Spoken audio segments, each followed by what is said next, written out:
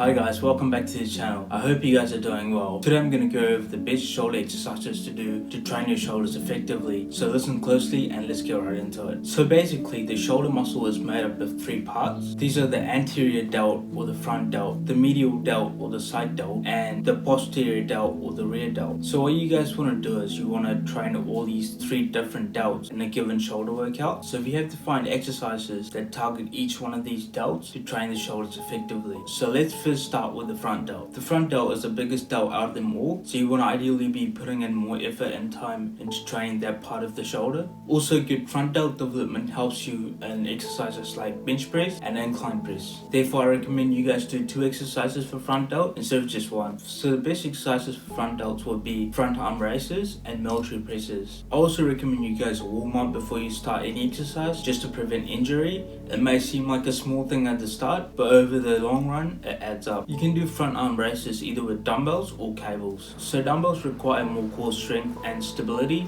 so if you're a complete beginner, I recommend you start with cables first and then move on to dumbbells. Make sure with this exercise that you guys are keeping strict form, as it's easy to start swinging the weight and do faster reps with the weight. With this exercise, you would want to keep the weight light and the volume high because this is not a core movement that's going to build your front delts. The other exercise and the core exercise to build up your front delts will be military presses. This exercise is also known to be a compound exercise, which means that it engages more than one muscle group. You can definitely do military presses standing or seated with dumbbells or barbell. I recommend you guys do military presses seated just because it isolates your shoulders from the rest of your body. If you do it standing, however, it engages other muscle groups like your glutes and your quads, which you don't want in a shoulder workout. If you are a complete beginner, I recommend you start with seated barbell just because it requires less core strength and less stability, and the weight would feel a lot more even throughout compared to when you're doing with dumbbells. The strength of each hand matters a lot more. After doing it with barbell for a few months, then you can move on to doing it with dumbbells because you're a lot more comfortable with the weight and with the movement. Now let's move on to the side delt. You can either train the side delt after the rear delt or the rear delt first before the side delt.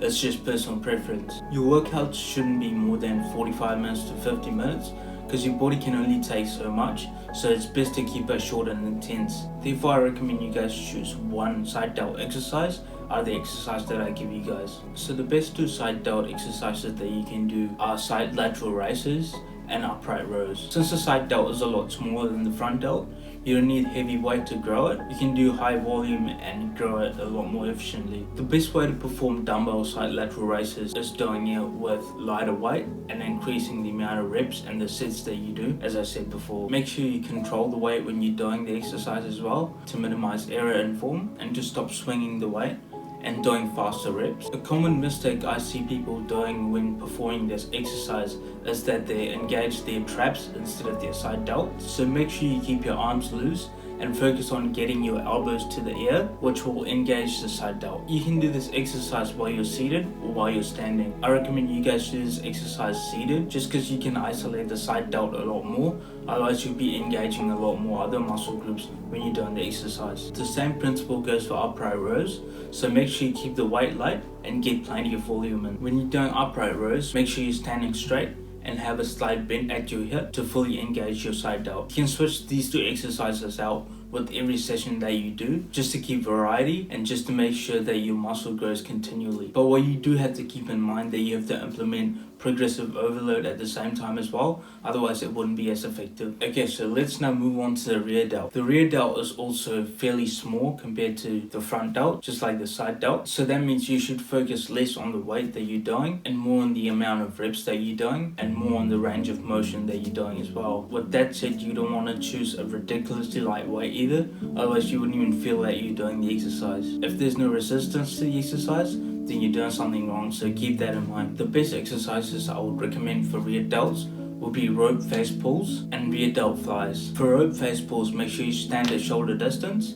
and make sure you adjust the height to just above your height to make sure that you don't injure yourself. Also make sure the grip of the rope that you're holding is underhand with your thumbs pointed backwards. If you go overhand, it may be bad for your shoulders because it causes internal rotation over time. For rear delt flies, you can either do this on the machine or with dumbbells. If you're a complete beginner and you're in your first months of training, I recommend you start off with the machine first and then move on to the dumbbells after you get used to the movement a little bit. With this exercise, make sure you bend your elbows at a slight angle and pull them back so that it contracts your rear delts. Again, make sure that the weight is light but not too light where you can't even feel you're doing the exercise. Usually you can't do the same weight that you're doing for the machine with the dumbbells, so don't try to make the same increments that you make in the machine with the dumbbells as well. A common mistake I see people do when doing this exercise is that they bend their arms too much, which makes it into upright row instead of rear delt fly. So with all the exercises